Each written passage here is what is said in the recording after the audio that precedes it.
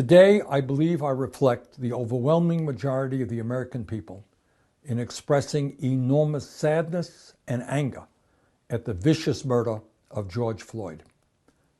This police murder is an outrage that strikes at the very heart of our society. But we have to bear in mind that this one murder is just the latest manifestation of a system that so callously devalues the lives of Black people. Over the last many years, both as a senator and a candidate for president, I have had the privilege of visiting almost every state in our country. In those travels, I have experienced some incredibly beautiful and inspiring moments with the people I met. But I must also tell you that I've had moments which made me embarrassed about the state of our country, meeting too many families in too many communities who have suffered from police violence and social and economic neglect.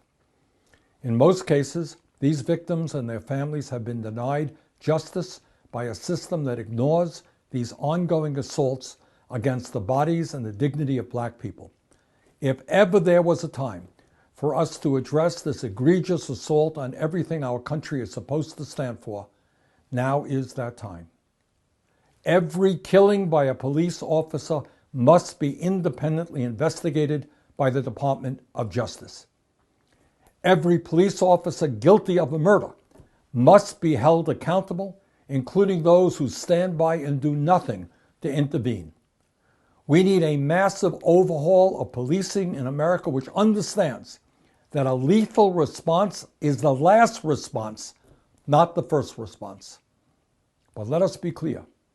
Police violence is not the only manifestation of the systemic racism that is taking place. Take a look at what's going on with the COVID-19 pandemic. In recent months, we have seen Black and brown communities disproportionately ravaged by the virus.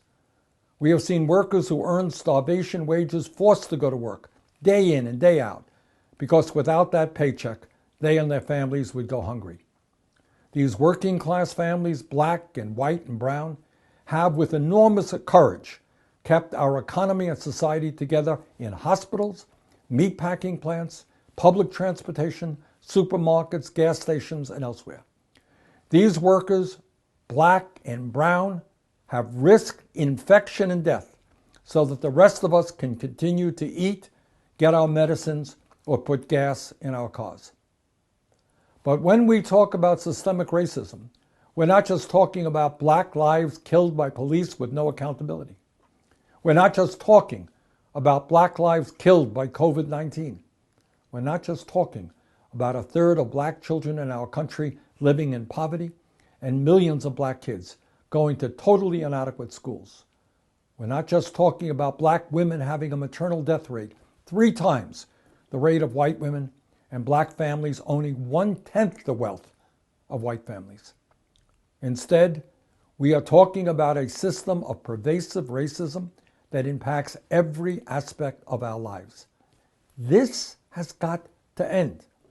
We need equity for Black people, for brown people, and for all who are marginalized and made disposable in a system and an economy that treats millions of people as unworthy of the basic decency of human respect.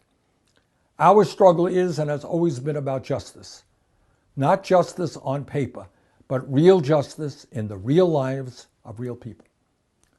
Sadly, as we come together in the fight for justice, as we fight against racism, as we fight against massive unemployment and poverty, right-wing demagogues exploit moments like this to tear us apart and reinforce systems of racism and oppression. At this critical moment in our nation's history, at a time when we need a president who brings us together against injustice, we have a president who is opportunistically moving us down a path toward authoritarianism and violence.